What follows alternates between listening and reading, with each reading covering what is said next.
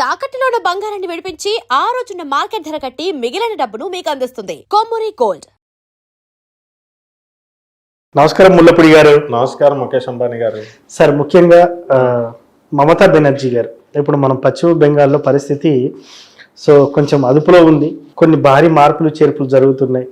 మంచి రోజులు వచ్చాయి అనేది అక్కడ స్పష్టంగా కనిపిస్తా ఉంది. అక్కడ వాళ్ళ మమతా బెనర్జీ అల్లుడి మీద కూడా రీసెంట్ గా నిన్ననే దాడులు జరిగినాయి, కోడిగుడ్లు టమాటాలతో.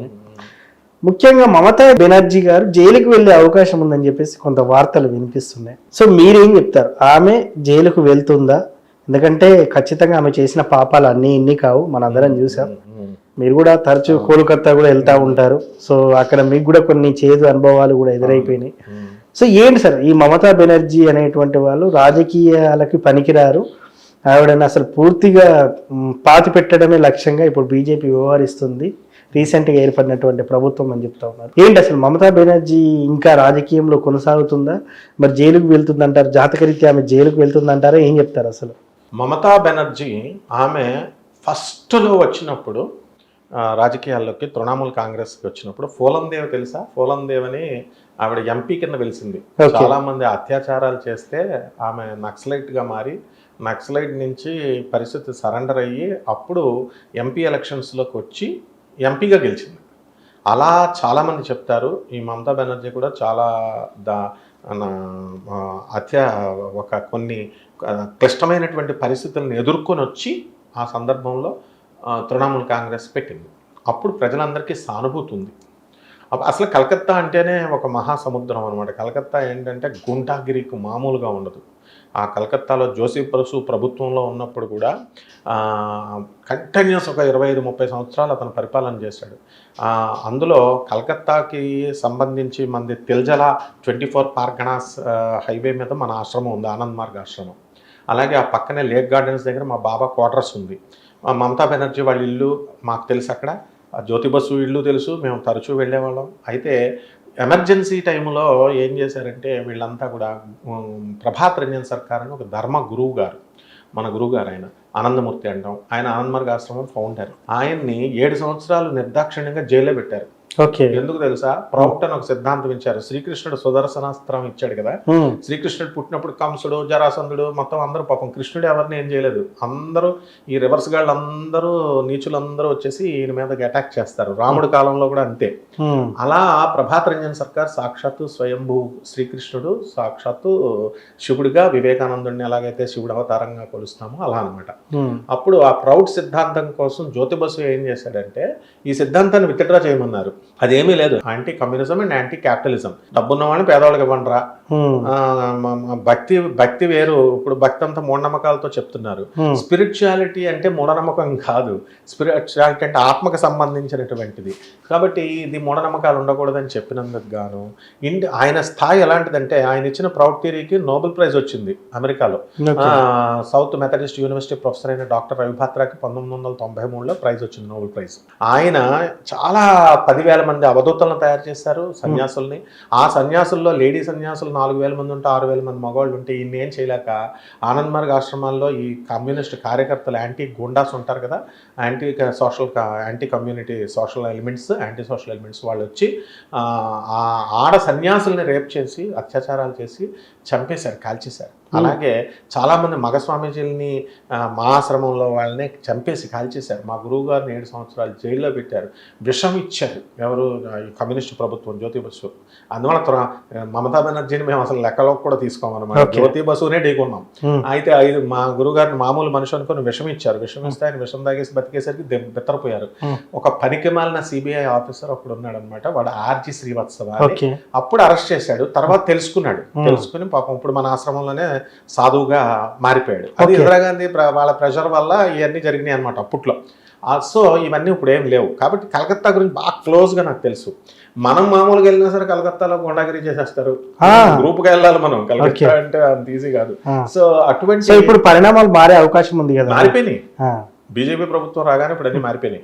అప్పుడు తృణమూల్ కాంగ్రెస్ వచ్చినప్పుడు పోన్లే పాపం మార్పు వస్తుంది కదా, కాంగ్రెస్కి యాంటీ పద్ధతిలో వచ్చింది కదా, యాంటీ కమ్యూనిస్ట్ పాలసీతో అని ఇచ్చారు. ఈమెకేమో అహంకారం పెరిగిపోయింది. 3 టర్మ్స్ పెరిగేసరికి ఆమెకి ఏమైపోయింది అంటే ఇంక నేనే మోనార్క్ అనుకుంది. ముసలితనం వయసు వచ్చేసరికి బాగా చాదస్తం పెరిగిపోయింది. అండ్ అవినీతి, తన సొంత మేనల్లుడే ఇప్పుడు RG Kar university medical university student, వాళ్ళ మెడికల్ డాక్టర్ మా స్టూడెంట్ నా అమ్మాయిని అత్యాచారాలు చేసి చంపడం చూశారు. అక్కడ వాళ్ళ మేనల్లుడే ఇన్వాల్వ్మెంట్ ఉంది కాబట్టి వాళ్ళని అరెస్ట్ చేయలేదు, కనీసం ఏదో నామతహా ప్రిన్సిపాల్ని ఏదో ట్రాన్స్ఫర్ చేసి అంతే తప్ప ఏం చేయలేదు. దాంతో ప్రజల మీద, కలకత్తా ప్రజల మీద బాగా పడిపోయింది మమతా బెనర్జీ వేస్ట్ క్యాండిడేట్ అని.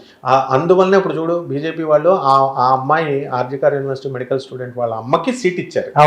సీట్ ఇస్తే ఆవిడ గెలిచింది. సో అక్కడ మమతా బెనర్జీ ఈ ఆర్జీకార్ యూనివర్సిటీ స్టూడెంట్, మెడికల్ స్టూడెంట్ని వాళ్ళ మేనల్లుడు ఇన్వాల్వ్మెంట్ ఉండి చంపేయడం కూడా జరిగింది కదా, అత్యాచారాలు చేసి ఆ గ్యాంగ్ అంతా.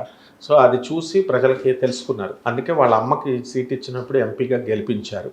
తర్వాత మమతా బెనర్జీ ఆమె అన్ని రాంగ్ స్టెప్సే. ఆమె అప్పుడు కనుక వాళ్ళని ఎన్కౌంటర్ చేయించుంటే అందులో కాస్తన్న సానుభూతి ఉండేది. ఇలా ప్రతి పాలసీలో కూడా మమతా బెనర్జీ చెడుగా మొనార్క్గా బిహేవ్ చేయడము, తన పరపతిని పోగొట్టుకుంది. అండ్ ఇక్కడ వచ్చేసరికి బీజేపీ ఏం చేసింది, ఏమైనా కంట్రోల్ చేయాలి. ప్రజలు కూడా తెలుసుకున్నారు. అసలు కలకత్తా ఎంత గొప్ప సిటీ అంటే, భారతదేశానికి ఇండిపెండెన్స్ వచ్చిన తర్వాత బ్రిటిషర్స్ కాలంలోనే అది ఫస్ట్ రాజధాని. అది ఢిల్లీను బాంబే కాదు, Calcutta capital of India. Britishers బ్రహ్మాండంగా డెవలప్ చేశారు. బ్రిటిషర్లు డెవలప్ చేసిన దాన్ని మన తెలుగు వాళ్ళు వచ్చి, జ్యోతి బసు గారు వీళ్ళు, ఈ మమతా బెనర్జీ వీళ్ళు అందరూ వచ్చి మొత్తం కింద పడగొట్టేశారు. మన సౌత్ ఇండియాలో హైదరాబాద్, బెంగళూరు మంచి టాప్ లెవెల్లో అయినాయి. అందుకే వాళ్ళు ఏమంటారు, మీ సౌత్ ఇండియాలో మీ ఊర్లు బాగా డెవలప్ అయ్యారండి, మా ఊరు డెవలప్ అయ్యి కింద పడిపోయిన వాళ్ళం మేము, మీరేమో ఏమీ లేదు మీకు. అలాంటిది మీ భూములు ఇవన్నీ కూడా హైదరాబాద్, బెంగళూరు బ్రహ్మాండంగా సెటిల్ అయ్యారు, మీరంతా ఆ సిటీస్ డెవలప్ అయ్యారంటారు. కాబట్టి ఆమె చేసిన పనులన్నిటి మీద కూడా బీజేపీ ఏం చేసింది, మొత్తం అప్పుడు బంగ్లాదేశ్ నుంచి వచ్చినటువంటి ఆమె వారసత్వ మూలాలు బంగ్లాదేశ్లో ఉంది. బంగ్లాదేశ్ ముస్లిం అని కూడా అంటారు.